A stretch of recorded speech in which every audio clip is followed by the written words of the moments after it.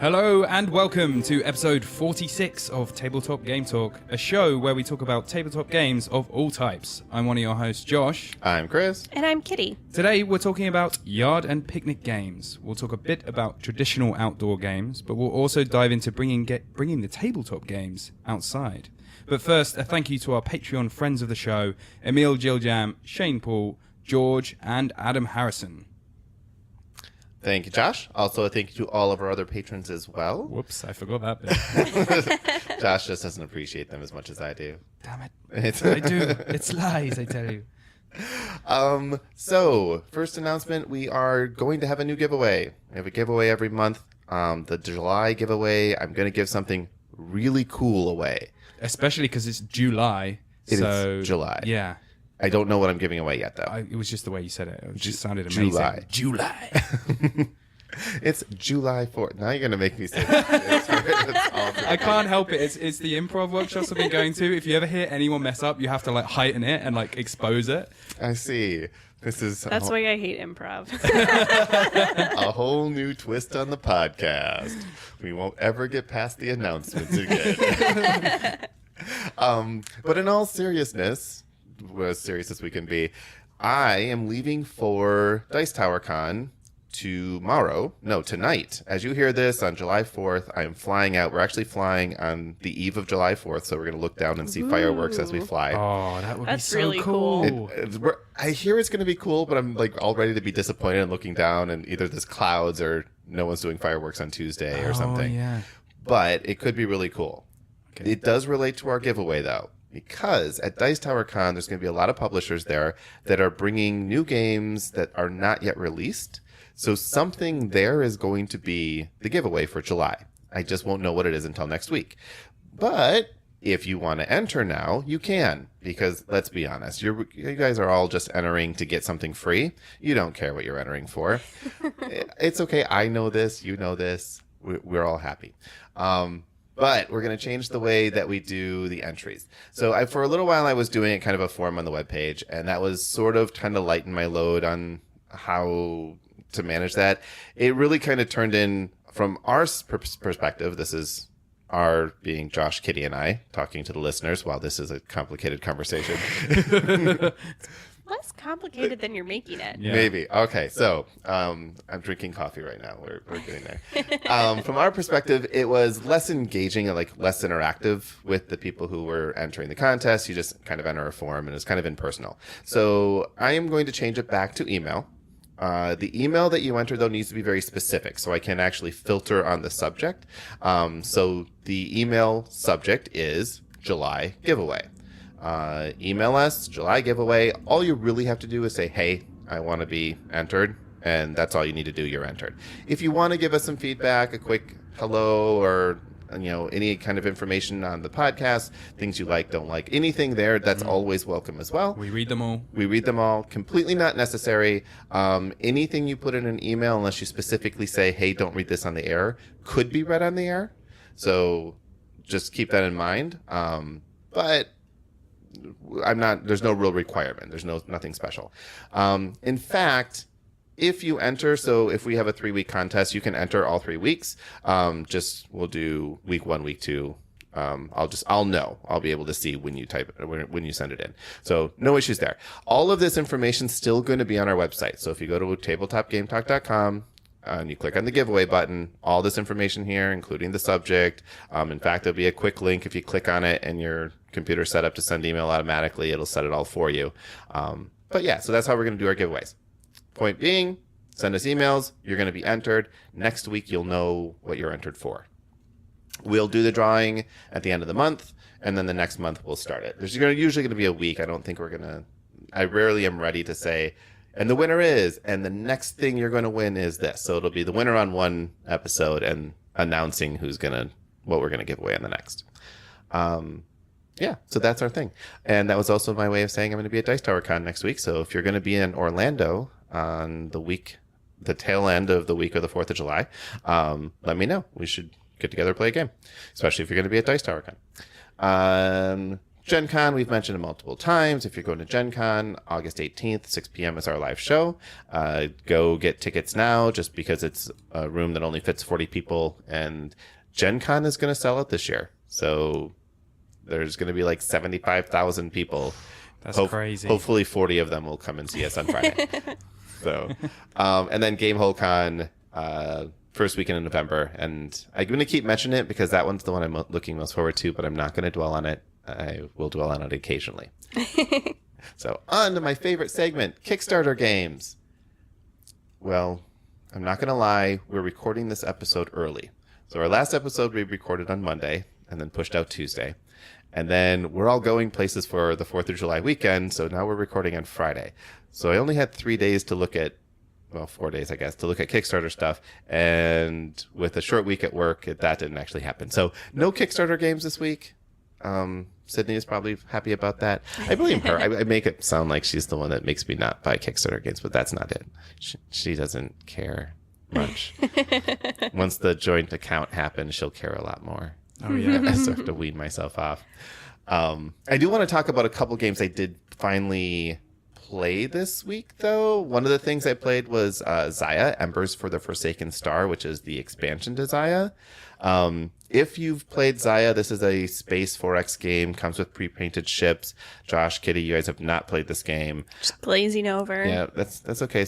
So is pretty much I'm all looking of our into listeners. the tagline, Embers of a Forsaken Star. It's so mysterious. It's so really epic. Well, it is kind of epic. So Xayah is a game that has a few issues with the base game. It's a bit random. It's actually a lot random, but that's not necessarily the problem. There's some exploits you can do.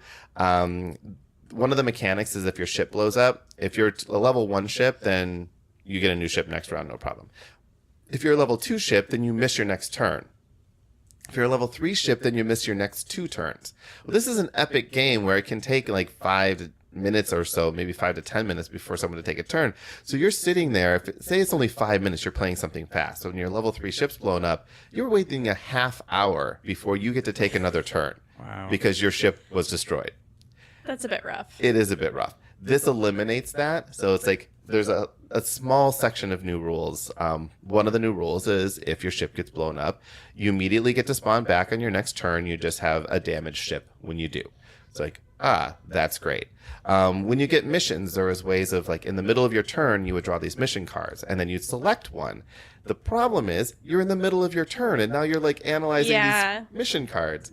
Everyone's just stalled watching you Yep. hang out, looking at these cards. Yeah. Yep. And you could say, oh, I can complete this mission this turn. And then you can say, do, and then I can get another mission. So again, kind of luck of the draw. So the other big change they made was anytime you land on a point that would give you mission cards, you draw the cards, you put them face down in front of you. And while it's the other people's turns, that's when you're deciding. Yeah. Yep. So that one's really cool. It adds more tiles. It adds a couple more ships. It does some balancing for some of the level 3 ships that were a little underpowered. This is an expansion that you would never play without once you add it to the game. Like, it's just, if you love Xayah, this makes it better. And it's one of the, it's a fix-it expansion. I think I was going to say, it sounds like it just Yeah. fixed the problems. Yep. Yeah. It added a few more things too. It added an economy, so you can't, the trading, there's a little bit more fiddliness with the trading, but it's less exploitable now. If you're doing it, you know, you can still trade. It doesn't like nerf trading. It just makes it so it's not as easy to exploit.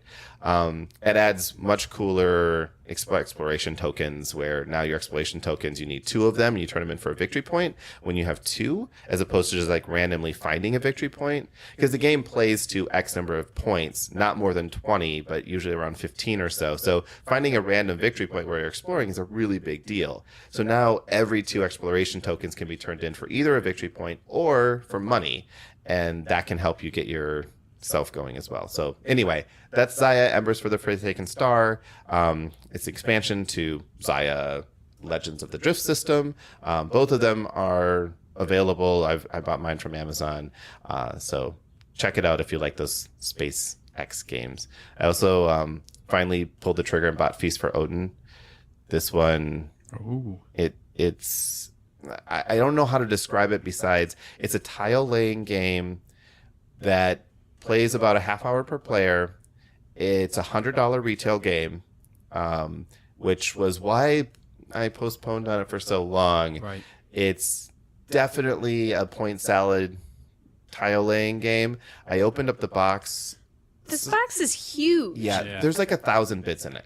Like, and I don't, that's not even, I don't know that I'm exaggerating. I'm so curious to open this box and look at it now. Yeah, it comes with 2 organizing trays. Like, and the trays aren't filled. They're just, here's 2 full-on organizing trays, because when you're punching out the bits, don't try to sort those. Like, the book says, we gave you the trays because putting those in plastic baggies would be a nightmare. Wow. And they're right.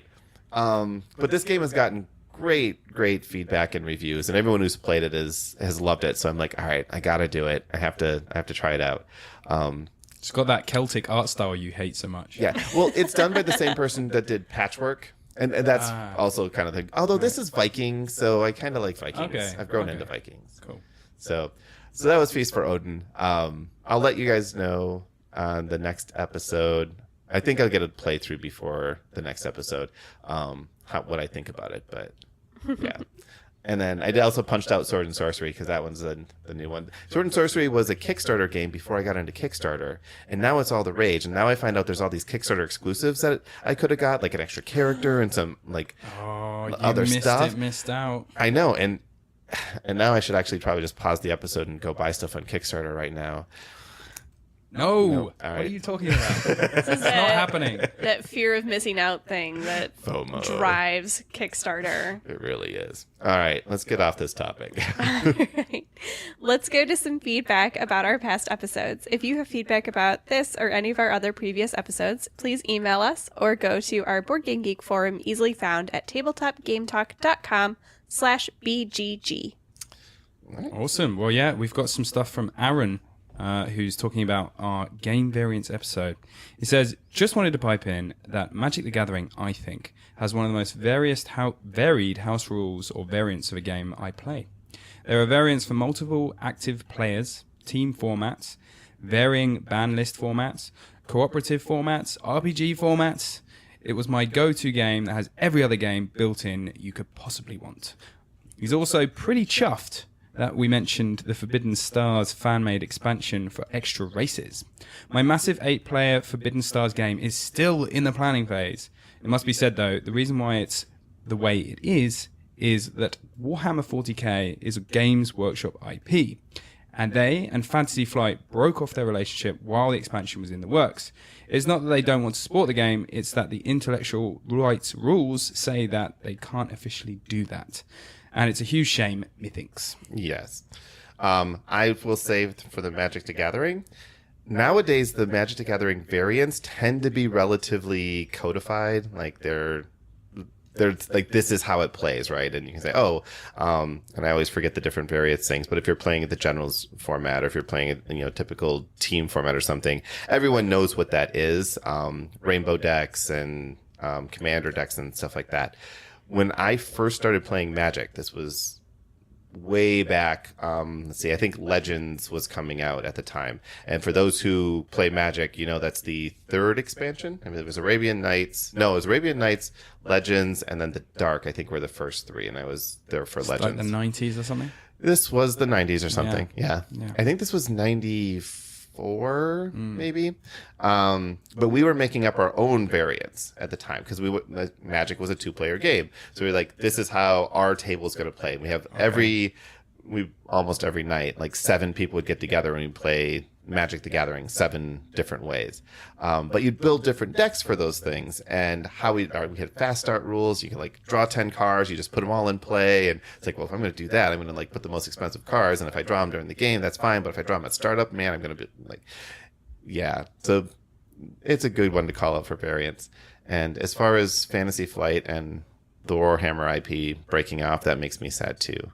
Because the Warhammer card game, I really kind of wanted to see where that went, and it's not going anywhere. Wah, wah. Wah, wah, wah. All right, so from Steve on replacing games in your collection. You guys talked about replacing games in your collection. My game collection is like the Mafia. Once you're in, you are in forever. But that is one of the reasons I'm very selective of what games I get. My family's collection has games that come and go, though. But that is usually due to them getting older, and the game is no longer challenging for them. Yeah, I think my collection's been like the Mafia for a while, but now I'm getting a lot of middle management that I need to like clean up, and you have those underperformers that you just need to deal with. Right. Take them out back and shoot them. I mean, give them away. Actually, well, occasionally when we do our giveaways, and those who've won will know, I'll just like stick in random games that I've never opened. Like, I'm never going to open this and play this, so hopefully this will find a better home someplace else. It can happen. Fletcher came over, who was a guest host on our drinking games episode while we were playing Mechs vs. Minions this week. And his girlfriend was with him, and they're going to have a 7-year-old stay with them for the weekend. And they're like, do you have any games that are good for 7 years? I'm like, yeah, here's a big, and I'm filling this, and take this one, and take that one. To be fair, a lot of the games that you said, I'm not sure are great for 7-year-olds. I think you were just trying to get games out of here. Those are very true. So the 4 games that he ended up with, because he saw that I had the Legends of Rift. It's the D&D. It's the dark elf with the 2 swords. That coffee has not been working. No, it actually, it's working fine. It's just not working with the actual firing of the right synapses. And it's going to be on anyway. So it was one of the D&D Adventure System games. And I'm like, here, take this other one as well, because I actually had 2 copies of that one. So I gave him Castle Ravenloft as well. And then Sydney's been trying to get rid of Apples to Apples Jewish Edition since I've known her. And Fletcher thought it was funny, so he's like, okay, yeah, I'll take that one, which is fine for a 7-year-old, I think. That one was the one, eh? Yeah. And then I also gave him Pandemic Cthulhu, because we have Pandemic. We played Pandemic Legacy. Pandemic, I didn't tell you guys. There's the official Pandemic Legacy Season 2 is like all of the game information. Well, not all the game information, but there's like pictures now, and the cover's out on Board Game Geek. And I'm so excited. Yeah. When is it getting released? Do we know this? Probably August. Okay. Yeah, probably around Gen Con. So that one will be, I'm like, I'm never going to play this version of Pandemic because I have all these other versions of Pandemic to play and all these other games to play. So I'm like, take it. If you like it, keep it. Gonna have to start practicing my Pandemic skills again. Yeah. I'm so excited. All right. Well, let's talk about going on topic, shall we? So let's see. I'm going to do this thing.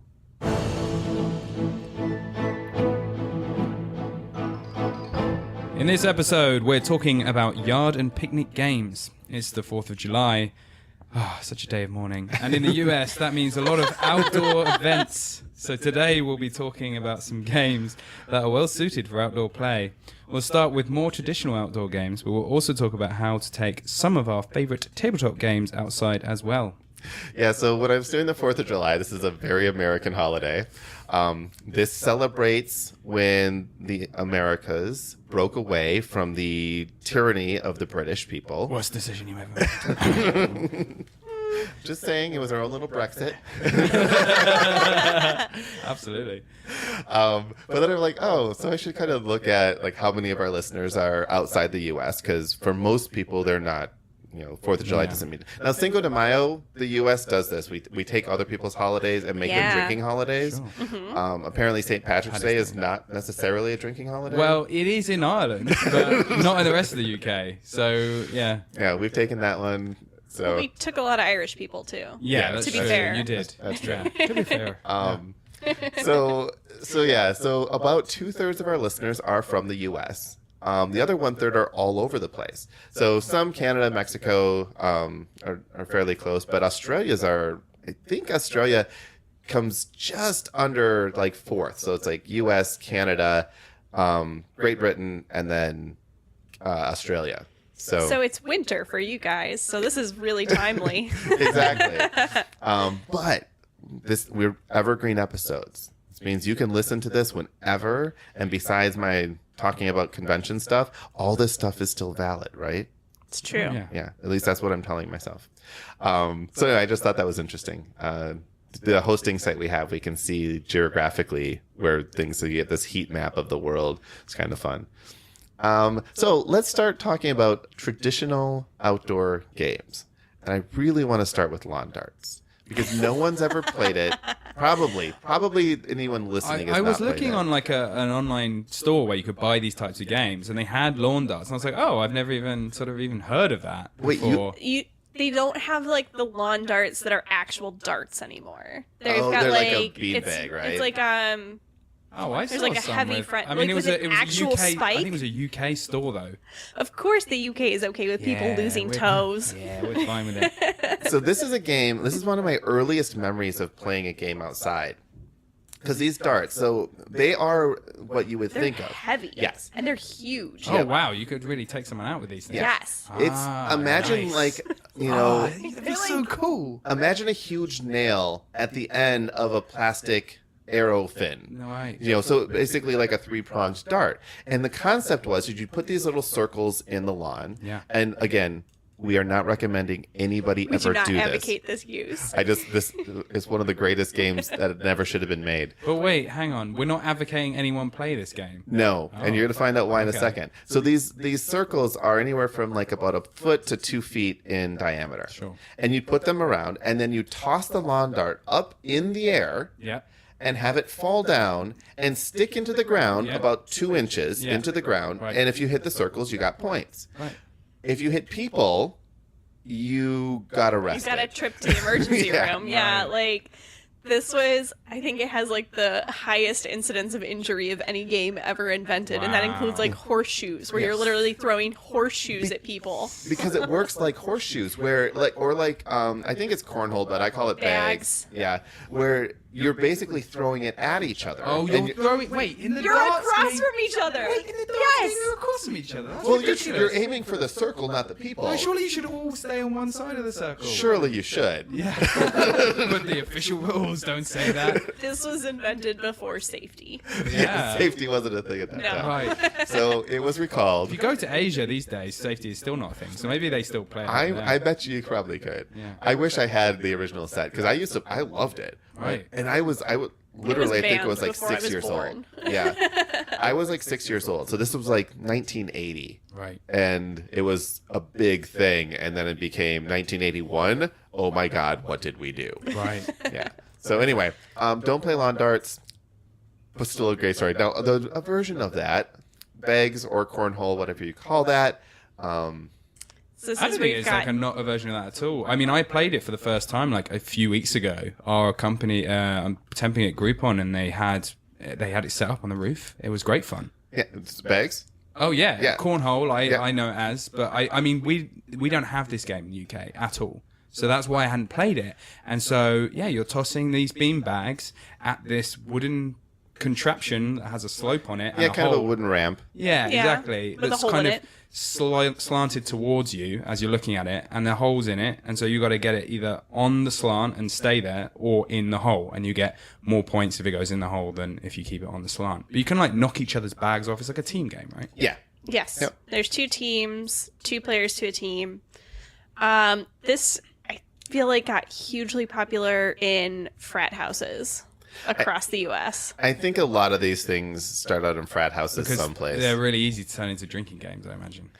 This is just a fun game to play while you're drinking. Yeah. Right. Yeah, it doesn't have to be a drinking game. But it is like you only need one hand, so the other hand can be Right, holding whatever you yes. need. Yeah, we were drinking as well. That's a good point. Yeah. So, and you just kind of toss. And nobody's necessarily bad at the game. Well, I didn't know what to do. I was going for the sort of granny shot where I was like holding it with 2 hands and throwing it really high up, thinking I want it to go up and then straight down into the hole. But this guy was like a pro, and that was not the way he was doing it. Now you And kind he of was slide it cleaning up. across. Yeah, it was Yeah. a really low, kind of straight thing. Fast toss. Yeah. I'm just picturing Josh Granny throwing a beanbag. Yeah. It looks a lot great. like Tom Bowling on Parks and Recreation. If you ever saw that episode of Parks and Rec, Oh, I haven't. where Tom Granny bowls his way to like a perfect game. Ron is really mad about it. We should have an entire page on our website where it's just references to different Hulu videos. Yes. That, yeah. I Kitty's live like, my life watching TV, so everything is just references to me. Sorry, guys. I like she it. can No, speak in it's good. Futurama, and you'll never. Yeah. Never hear the end of it. It's amazing. But no, I think this is a great one. Have you guys played Bocce Ball? Yes. Is it like the game where you have the silver balls and then the little ball, and you have to get the big balls near to the little balls? Is that, or is that not it? So there's one little ball that you throw first, Right. and each person usually has their own color of ball, Yeah. and you're trying to get your ball closest to the little ball. Yeah, I think we call that French bowls. We call it something else, and I think it's French bowls. That makes sense. And then The French play it a lot, especially Right. the south of France is huge. and it's just on like this in game. the lawn. It's like not in. Oh, I suppose you could play it on the beach as well if you wanted to. Yeah, anywhere we Mostly toss it's balls. Played in grass, I'd So say. you can roll the balls. Yeah. Because we have that very British sport, lawn bowls, which is very similar to that game. But the bowls that you roll towards the little bowl are much flatter and squashed. So they kind of look. Wait, like, so you're throwing pancakes? No, it's not a discus. It's like it's an oval shaped ball. Imagine Like almost an like a egg? tire, like a tire, right? Okay. But Okay. it's all solid and it's slightly fatter than a tire would be. Like there's no hole in the middle, but Like it's like a disky type thing, but it is round too. Yeah. Yeah, they're showing hand gestures, and I still don't understand. So if you're Yeah. trying to figure it out, It's like- I'm just gonna imagine you take a bowling ball, microwave it, squish it a little bit, and call it good. Yeah, basically. but a yeah. smaller sized ball. All right, got it. I think. Because then you've got that outer bit that's That kind of like the weeble-wobble thing. equator. Yeah, that equator that you have to roll it along that side, and so it rolls, and you can curve it in, and then it kind of falls over, and then it's like, yeah, it's great. I need to. That sounds actually kind of fun. Old people love it. My grandparents used to play it, and they were great at it. They won all these trophies and stuff. So croquet, we should talk about that. Yes. This was a huge one in my family. My family would set up a croquet field, I guess you call it, Yeah, well, every you have- summer, and it would just live out there, and we'd all play. And there's no standard field to croquet, right? Yes, there is. Is there? Oh. Yes, Uh, there's yeah, a standard explain. wicket setup. So wickets are the little hoops that you're trying to get the ball through. Like in cricket. There is, I think Wicket it's in cricket. very similar to some aspects of cricket, because you have the pole, and you start at one pole, and then you go through the field in a certain order, and and then you have to hit the pole on the other side. Ah. And the first person who gets their ball to the pole on the other side and hits it wins the game. I've So- never played It's it. like a race. I never Yeah. knew that. So this is a set. It's a croquet set, and it has mallets, and the mallets are basically as long as like a golf club. A little shorter than that, but about that. It's like somewhere between if you're playing polo or golf. Yeah. Like it's a personal. I've seen the standing pieces, yeah, polo with the hoops mallet. that go into the ground. Yeah, the gates are basically just wire gates, arches. The sort of in a sort of horseshoe. And there's shape. some interesting things. So you can hit other people's balls. If you're right next to them, you can stand on one ball and hit the one, which will Only hit if the it's other. your ball. You can put your foot on top of your ball, not somebody else's. And then hit your ball, which will then hit the Knock other ball theirs. and knock theirs someplace Yeah. else. It's a hard move to do, but when you pull it off, it's amazing. Oh, Yeah. There is a series of books that I read where the family plays crazy croquet. Kind of like Crazy Golf. And they set the wickets up wherever they feel like it. They're putting them on top of tree roots and stuff like that. And the black mallet is called the mallet of death. And everyone's just it's a free for all. And it sounds like so much fun that, I want to play it Bridgerton style Sounds now. great. You should read the Bridgerton books by Julia Quinn, everyone, if you like historical romances And croquet. croquet. They're a great crossover. Yeah. Because that's a crossover genre that is relatively rare, so that might be your only choice. True. Now, this, I have not played croquet, I don't know, 20 years. Is this something you've played recently? No. Like, I feel like it's a lot of these games are Dying things Art. you mostly play as a child. Right. yeah. Well, all right. So cornhole, that one is a very common one. True. That's kind of taken over. You see it. We live in Chicago, and pretty much every bar with a sidewalk access has cornhole set up I someplace. literally didn't know this game existed until I moved here. Well, you're welcome. Yeah. No, seriously, it's awesome. I really like it. Now, there's other games that are kind of taking over today's lawn games things. I think Frisbee Golf is probably one of the more common ones. So Frisbee Golf is kind of intense. Like you need to have like a huge, course. yeah. This Yeah, I is was like, gonna say. well, It's this a is at big- a park or something. Yeah. You have Or to an go actual find. golf course. They often convert them and do. Yeah. Right? Oh, I've never done that. Apparently, yeah, they use golf courses to do it as well. Yeah. So Frisbee golf, for the people who don't know, you basically have, it's usually like a stake in the ground or something you're trying to hit with the Frisbee, and it's far enough away where hitting it with one toss isn't going to work. So you're all throwing your Frisbee to try to get closer and closer. You go up to where your Frisbee is, and then that's where you throw it again. And this works really well at large family reunions and things like that, like big park picnics and stuff. You'll see people playing it. Lots of large parks will have courses set up ready for anyone who wants to show up at the park to use, or you can set up your own courses at big places. It's a really fun game because you're just kind of playing at your own pace and you keep score, and it's a par game. So there's like par 3 for this hoop or stake, whatever you call them. I don't know what the goals are. Yeah, I've never played that official. I'm like, it's Oh always just yeah, been then like, the low score wins. that tree's the target. Okay. Oh, no, like we've got like real courses and stuff. I want to go to a course and play Frisbee golf for real. Yeah, Not yeah. really, because I'm that really bad at Frisbee. that's the first game that we've talked about, which actually requires some kind of exercise, even though it's outside. Wow, it's just walking, Chris. But it's still movement, right? Right. Because if you think about it, Croquet requires at least as much walking. but it's not probably- nearly as big a field. It's a smaller field. That's Yeah. true. And most of croquet is you're just standing there staring at wooden balls Waiting for on, your turn. on the grass, drinking whatever's in your hand, waiting for your turn. Frisbee golf is a more active thing. That's like people are moving around. I think that's kind of like these outdoor games that have become really popular, the ones that you don't really have to do a lot for. So I recently saw, I don't know the name of this game or if it even has a name. It's very unofficial at this stage, where it's like you've taken Frisbee golf and turned it into a drinking game. You have a tiki torch that you have duct taped the top of, so it's a platform, and you put a beer on top of that, and then you try to hit it with your team's Frisbee, and the other team has to catch the beer before it hits the ground. Oh, wait, so it's a can of beer that's It's not a bottle been of open? beer. Bottle of beer, but not open? Open. On a They were playing table. with empty ones, I think, for fun. But I think it would the real way to play is with a full beer. And when you knock it, the other team has to catch it and drink it. So basically, one team is stood much further away throwing the frisbee, and the other team is right near the It's- bottle, ready to catch it. It's if it like it's a team game, so there's 2 tiki torches set up, so you're across from each other. falls.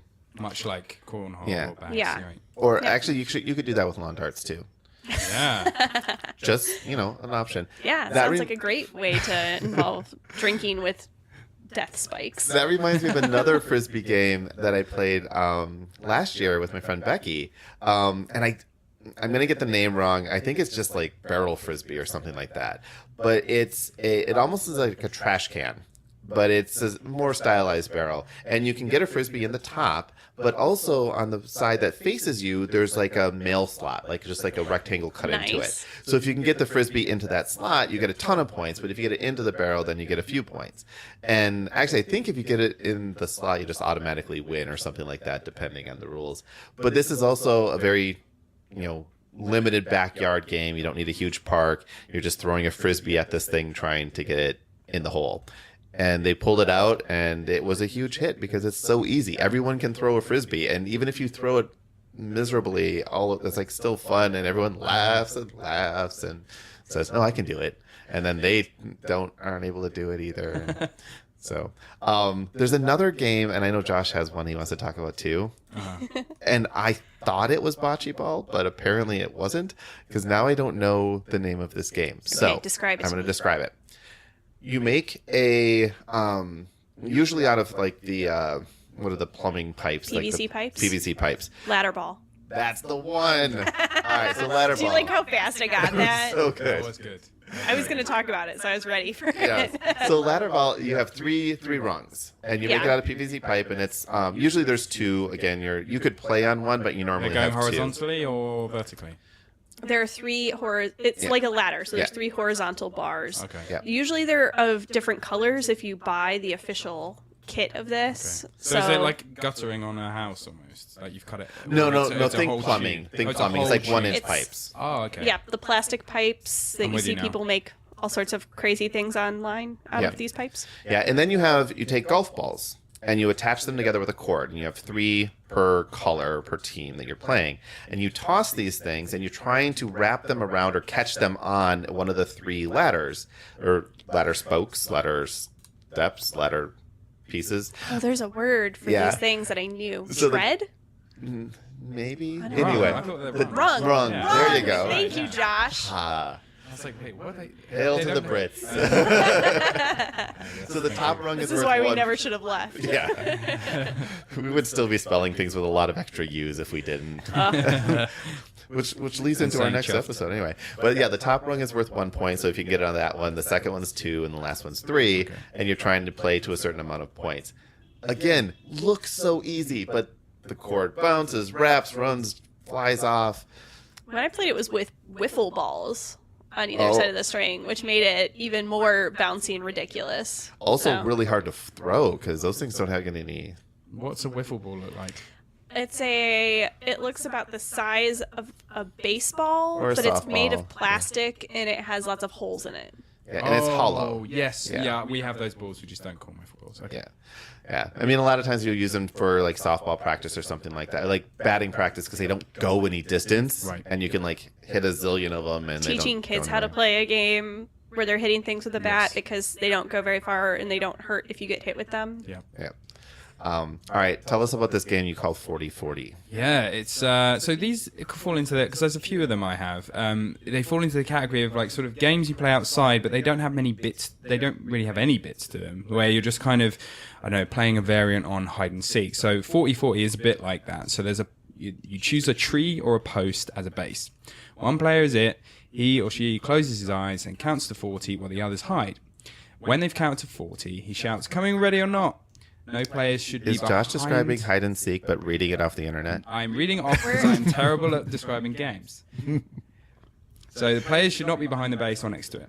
The person who is it then goes to look for the other players. They have to get to the base without the person who is it seeing them. Immediately. So you're trying to get there because in hide and seek you're just Yeah. trying to stay where you are. Yeah. But this you're trying to get back to the base without getting caught. Exactly. And so if they see you, then you still have a chance because then you can run back to the base. And if you get there first and say 40-40, I'm not it or something, then you're safe.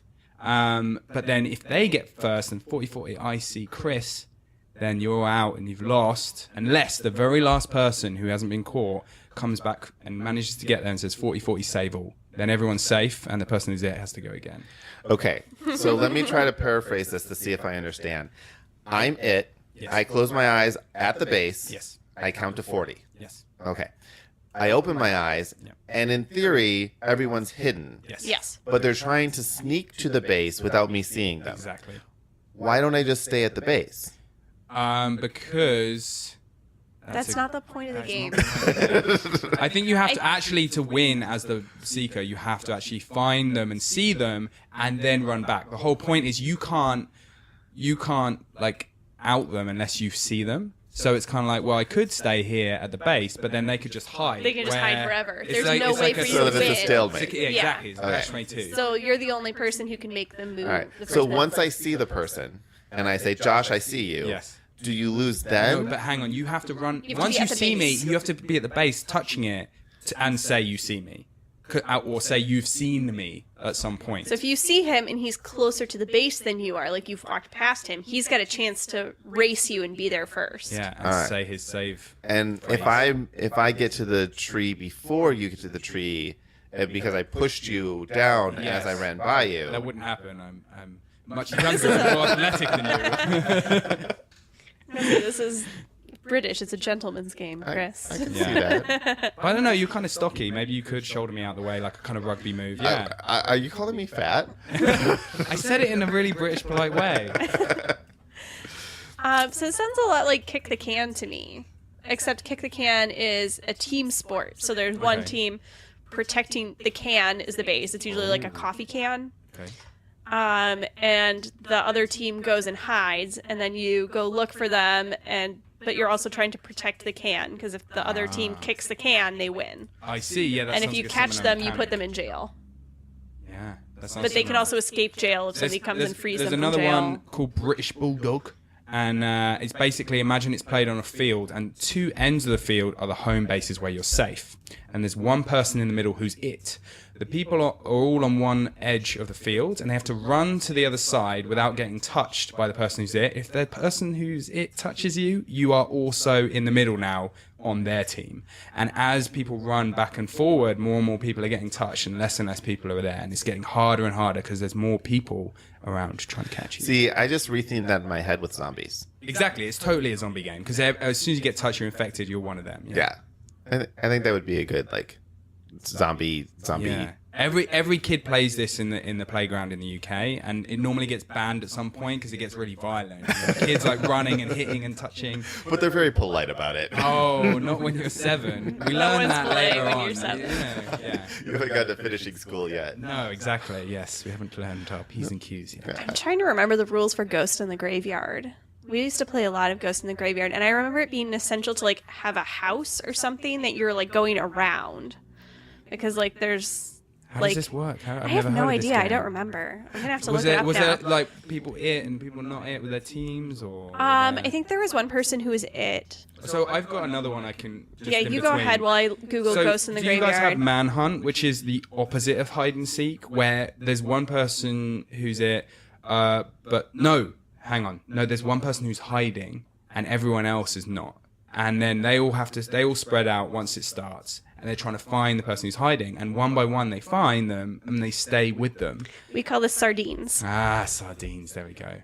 We call it manhunt. So wait, so then you're found, and then So then you find the person who's hiding. You go hide with them. Yeah. So now there's 2 people hiding, and then And the it's next like- person there's yeah. 3 people hiding. the last so it becomes person to easier and find them. easier to Yeah. find you because you're like all of a sudden 10 people in a hiding spot, but the last person loses. I'm learning so So many this things is right now. We call it sardines because you're like sardines in a tin. You're all packed in a tin. Yeah, at you're the like in a end. closet hiding somewhere, probably. Yeah. Sardines. So Ghost in the Graveyard, there's one person hiding, and it involves yelling "Ghost in the Graveyard" when you find them, and then basically, so they're hidden somewhere around the house, and you're all looking for them, and when you find them, you all scatter and run back to base, and the ghost tries to tag as many people as they can on the way. So this sounds like a really good game. So a lot of these games sound really good to, like, you're at an outdoor thing, you want the kids to just Disperse, Disperse? leave you alone. Yep, Yes, that's here's what this all game. these are. Go do this. Yeah. I like that. Let's see what our listeners inputted, because Christy had actually Terrence mentioned when he thinks outdoor games, and Terrence, really hardcore gamer, so immediately goes to Jenga with 2x4s. Oh yeah, Yes, I played huge that. Jenga's Love really that. fun. Yep. Now I think I would probably use either 2x2s or 4x4s, so you have the square to it. But yeah. And you can buy Mega Jenga, like it's You a can. thing, right? Actually, there's a bar downtown where they have a table set up with just like mega Jengas right there. Christy mentions cornhole is big in Indiana and bocce ball as well, but it's like for outdoor games, anything that with dice is probably a good thing, because the biggest problem with taking board games outside, now we'll we have to give board games a nod, but is the wind. I think Yeah. the wind is the number one. If it's raining, you're not really going to take your board game outside anyway. So I don't actually You're see... not playing any of these games Yeah. if it's raining. Yeah, I don't see weather as a thing, but wind is one of those things where it's like all of a sudden, and there's a gust of wind and all your pieces Everyone are blown is up. running around trying to pick up the cards before.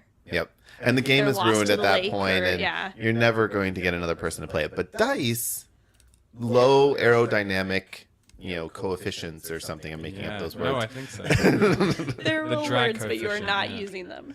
I used all of them.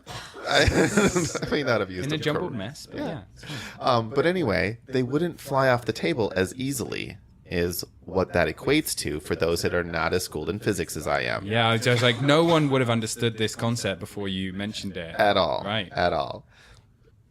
The point is, dice games would make a good thing. So I think a King of Tokyo could work, because even if the wind blew the monsters, then No, King of Tokyo has a lot of cards. I've seen Mega King of Tokyo at conventions and stuff. Can you not buy that or not? No. Okay. No. That's just for a one-off. demos. Okay. Yeah, and King of Tokyo has, well, at least with the expansion, I'm not sure what the base game does. I think the base game definitely has cards too.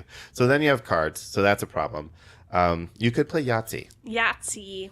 The only problem is the score pad, but as long as you've got like a rock, Right? you're good. Does that mean you could also play that game that Chris loves that's a lot like Yahtzee outside? You know, you might be able to play role player. You might be outside. able to, because it's a neoprene mats, so those things Yeah. aren't going to blow away. The dice go inside the mats. The only thing with those there's a set of cards that like drive your goals. However, there's only I think 4 or 5 out at any given point. So You again, could tuck them under the neoprene. yeah, you could tuck them under. I think role player would actually make a pretty good outdoor game. I'm really impressed with It's you. just like but Yahtzee. yeah, I'm really impressed with him. I was about to say because I only had to said bait that. him, yeah. I only said that for him to take the bait, and then he just answered me really seriously without reacting. Kitty and I have had an off-air discussion about this, Yes. and we've decided that I was right, and we decided that Kitty decided she was right as well. So we both agree that we're both right, Okay. but for different reasons. Sure. So, Oh man, if our politics could be like that. and I think, yeah, go ahead. So the Yahtzee mechanic people talk about frequently as the re-rolling of dice, where you save some from your pool. So you roll a pool of like 6 dice, you Gotcha. save some of them, you re-roll, Like a slot and then machine, save, yeah. and then re-roll. So role player does not use that at all. Okay. So it does not use the Yahtzee mechanic. However, it is a little bit like Yahtzee in that you are rolling dice and deciding where to score them. Because if you ask me, who plays quite a bit of Yahtzee, I hang out with kids, that's the hard part of the game. That's where you really like win or lose Yahtzee, is deciding where to score your dice. You know, take that loss on the ones. You went for 6s and you only got 3. You're not going to take that score for 6s. That's going to ruin your game. You want to take that as 1-1 and let that just be a loss. Yeah. Right. So in that respect, it does make sense because you are trying to maximize the score potential of each die. Yeah. And as long as I don't let you guys know how much it bothers me when you compare it to Yahtzee, you'll stop doing it. Yeah. No, you've learned well. That's good. Another game that's just not at all like Yahtzee, Pyramid Arcade. Yes. I idea. think this, and we've talked about this for a number of different things, plastic pyramids, weatherproof. Most of the games, if they use anything besides the pyramids, it's dice. And they're very easy. Some of them will have boards, but even the boards Are in the plastic. box are plastic for most of them. There's some that are like cardboard. So I would say half the games in the box would make great like picnic table games or outdoor games. Homeworlds, which I've talked about a lot. Listen to earlier episodes. We talked a lot about Homeworlds. game. Is just, a set of pyramids. And you can play that pretty much anywhere. Now, the pyramids can be a little light. So if it's a super windy day, there might be a problem. But Sydnie and I played this on the cruise next to a pool outside on the top of the ship. And we played Homeworlds like repeatedly and never had any problems. So this is another game that's really good. The whole box is good for like outdoor play. We forgot to talk about shuffleboard. Oh yeah. Did we forget? But hang on, can you play shuffleboard just in your own backyard? You need, Need like a board. Yeah. Yeah, it's mostly played on ships because it's like painted onto the deck, and it's like a wooden like set thing. Another It is a really game cool game. It's that I fun. had no idea even existed before I came to America. Well, most Americans don't know either until you hit about 60. What? I don't. I think it's just an in old Chicago. game. Actually, the bar ones, those are relatively new. And Yeah. I'm saying relatively. Very What, like different 10 than. years or what? Yeah, so shuffleboard itself, and I don't know the history, but I should probably look it up. I'm going to speak with Because authority it's so like, everyone will believe me. it's like curling but without the ice. Yes. Yes. Yeah. And traditionally, I think it was played on ships. Yes. Right. So you when you were taking your transatlantic, cruise, because that was the way that you got from one side of the Atlantic to the other, you played shuffleboard on the deck because it was killing a lot of time. Yep. Nice. And then they took that and adapted it and made shuffleboard tables for indoor use. I've only ever seen them in bars, but I'm sure Yeah. you could see them in someone's basement somewhere. And then sawdust was what would be on the board, but the traditional shuffleboard does not have sawdust. Right. It's just a slick surface Like that a you're varnished sort of.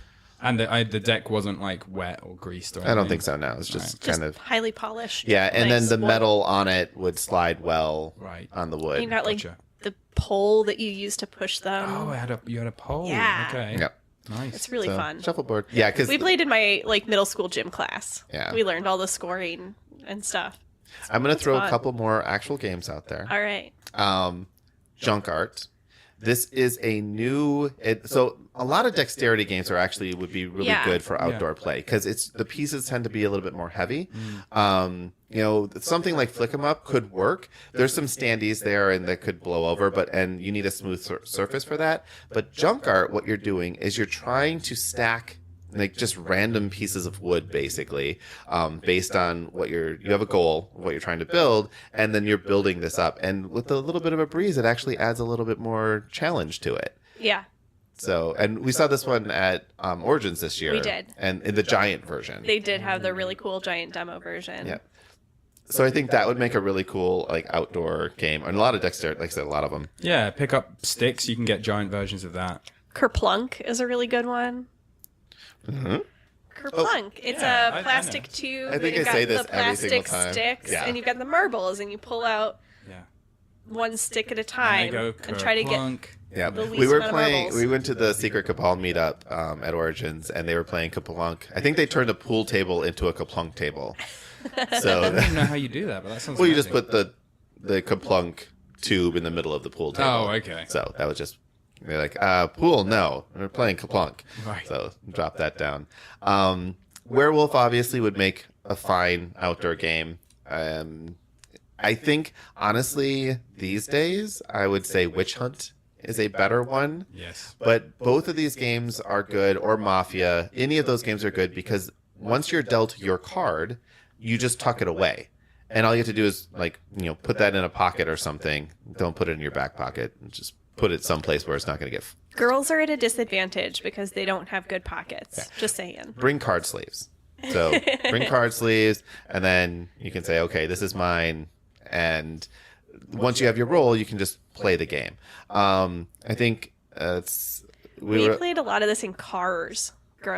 I did road trips with youth group, or I went storm chasing a couple times, and that was a big time killer in the car when you're on the big long road trips. We played a lot of Mafia, which is basically Werewolf.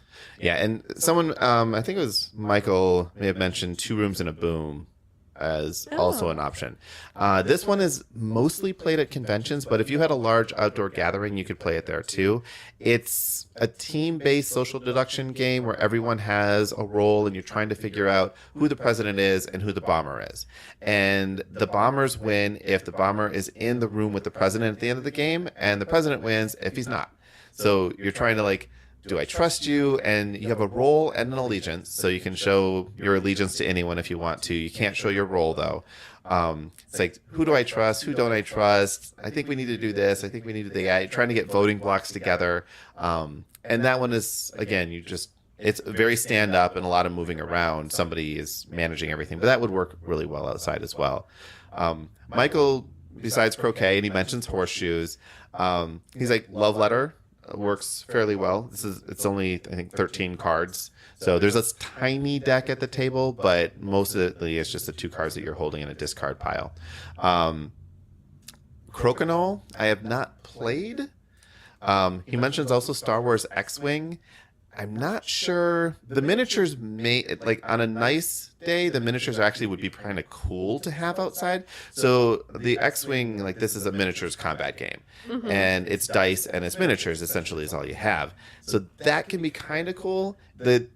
Any really windy day though, that's going to get they're on picked up. stalks, right?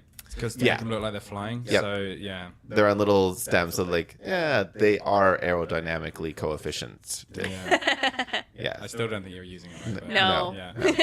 That time I wasn't even trying. Also, Michael, Crossmasters Arena, I'm going to have to challenge you on that one. There's a zillion cardboard pieces on that one and so many angles. But you did. I think you had a question mark there. Oh, and Michael's the one that mentioned Two Rooms and a Boom as well. Also, he mentioned that like something like code names with a tray that you put the words in would work really well. And you can get like 3D printed trays so that you can like, okay, here are the words. And once the words are dealt, everything else is in the box. So that would make a really good outdoor thing. Also mentioned Insider or Where Words would work out really well. Yep. Where Words probably because it has a lot more fiddly bits. I think Insider may be more suited. So we played Where Words, and we were in a place where there was not a lot of easy seating. So we just dismissed the chips and went with they can only say yes, no, maybe. Yes, no, maybe. Yeah. And yeah, it does eliminate the one way of winning where you run out of chips, but it didn't affect gameplay that much for us. Yeah, I think yes, no, maybe is fine. And the app is really easy. Oh yeah. So Where Words is, we talked about in a previous episode, essentially it's 20 questions with werewolves. And then Exposed, which I also haven't played, but apparently easily modified for outdoor play. Now, Andrew, he posted just a link to a game called Cub, Kubb. And go to Board Game Geek, go to the thread. He has a link to it on Wikipedia, and I'll also put it in the show notes. It looks very, very interesting. And it's wooden pieces, and you need a set of it. You need like a Cub set. You're being very mysterious, Chris. It's because I don't understand it. But why don't you want to talk about it? You want it to be like a surprise for people? Is this? I am honoring Andrew's method of introducing this game. But people are dying to know about it. Click onto the podcast thing. There'll be a link there. Click on that and... Oh, this looks very mysterious. Can I see a quick picture? This is the Google image search. It's very involved. There's pieces and wow. Yeah. So I don't want to spoil it for anyone. Okay. It just seems... No, it's good. You've built a lot of suspense. People are going to go and look now. Yeah. I mean, it's going to become all the rage now. I'm going to throw out my pick for a good game to play outside is Shahrazad. Yeah. That one would be pretty easy. Yep. It is a 1 to 2 player game only, so perfect if you're just doing like couple picnic. Yep. So we talked about this in our Origins episode. These are really heavy square tiles, which would lay down very easily multiple places. And it can be a co-op game. So if it's just two of you and you want to play, it requires a little bit of table space, but a picnic table would be completely fine. Like that's would be no issues there. What other games did we get? Anything with like a deck of cards. So deck of cards are fine. What I would recommend for outdoor play though is get a plastic deck of cards. They're a little bit slicker, so I don't use them as traditional for everything. But durable. But they're more durable. They're waterproof. They work out really well for if you're on a cruise ship. We have to pick our games for our wedding cruise because we're gonna have a game night on the cruise. So we were like, all right, can't be too big. A couple involved, but like Mechs vs. Minions might be a little bit too big. Gloomhaven probably a little bit too big, but maybe something like Zaya's actually big. I mean, all the games I'm thinking about are really big right now, but those are not good outdoor games either. No, don't do it. Feast for Odin. 80 of your pieces have just flown away and you'll never see them again. As much as I love Carcassonne, it's terrible for outdoor. Yeah. Oh, Christy mentioned Hive. Hive is a really good one too. It's little, I want to say ceramic, but they're like heavy plastic pieces.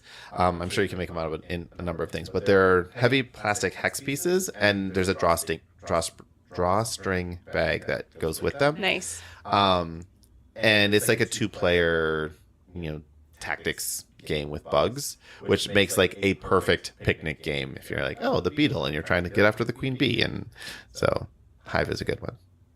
Anything else? Oh, that's all from me. I'm tapped. All right. Well, that was amazing that we made it that far. All right. So I just want to thank everybody. If you're interested in following us on Twitter, you can follow me at Game Master Chris. You can follow us at Tabletop Game TLK. We are on Facebook at /Tabletop Game Talk Podcast. We really need to worry about that tongue twister branding thing.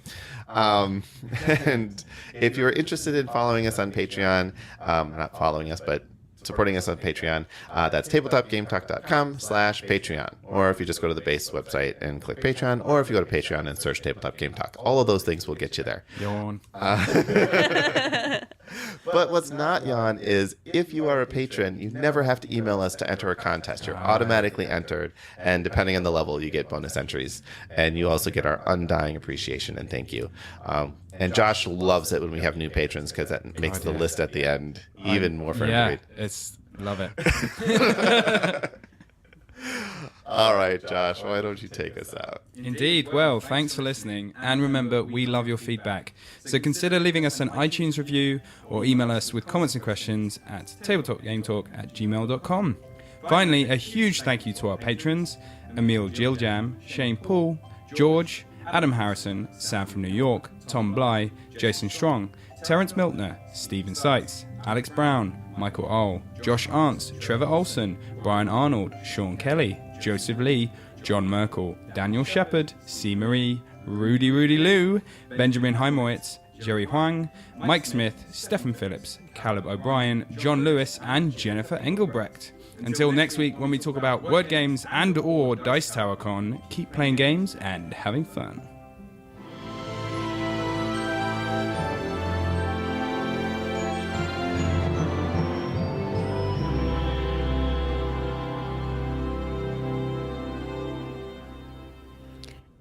I keep getting confused at the beginning of the show that George and Adam Harrison share a last name.